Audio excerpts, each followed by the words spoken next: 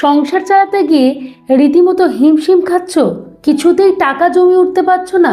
আর কোনো চিন্তা নেই, এই 3টি টিপস ফলো করলে তুমি রান্নাঘর থেকে কমপক্ষে বেশ খানিকটা টাকা সঞ্চয় করে উঠতে পারবে। নাম্বার 1, তোমরা যখনই কিছু রান্না করবে তখনই ঢাকনা চাপা দিয়ে রান্না করার চেষ্টা করো। এতে তাড়াতাড়ি সবজিপাতি বয়েল হয়ে যাবে। শুধু তাই না, এর ফলস্বরূপ তুমি মাসের শেষে 20% পর্যন্ত গ্যাসকে সাশ্রয় করতে পারবে। আর স্বাভাবিকভাবে এই গ্যাস সাশ্রয় করা মানে তোমার কিছুটা টাকা কিন্তু সেভ হচ্ছে, বা তুমি সেখান থেকে টাকা ইজিলি সঞ্চয় করে উঠতে পারছো। নাম্বার 2, বাইরে থেকে যখন বিভিন্ন সবজি তোমরা কিনে নিয়ে আসবে, ফলমূল সবজি, চেষ্টা করবে সেগুলোকে ভালো করে পরিষ্কার করে শুকিয়ে এয়ারটাইট করে ফ্রিজের মধ্যে রাখতে। কারণ এতে সবজি কিন্তু বেশ অনেক দিন অবধি পর্যন্ত ভালো থাকে।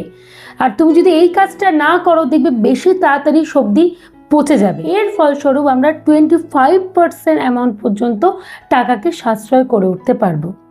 3 নম্বর টিপস, যখনই আমরা রান্না করব চেষ্টা করব তেলের ব্যবহারটা কম করতে। কিভাবে তেলের ব্যবহার কম করব? এর জন্য তোমরা স্প্রে বটল ইউজ করতে পারো বা অয়েল ব্রাশ ইউজ করতে পারো। এমনকি যখন সবজিপাতি কষবে, প্রথমে যে ফার্স্টেই অল্প একটু তেল দিচ্ছ, কষবার সময় আর বারবার করে তেলের ব্যবহারটা করবে না। তখন অল্প অল্প করে জল দিয়ে কষতে শুরু করবে। এতে দেখবে রান্নার স্বাদও ভালো হয় এবং 30% পর্যন্ত তেলের সাশ্রয় হয়।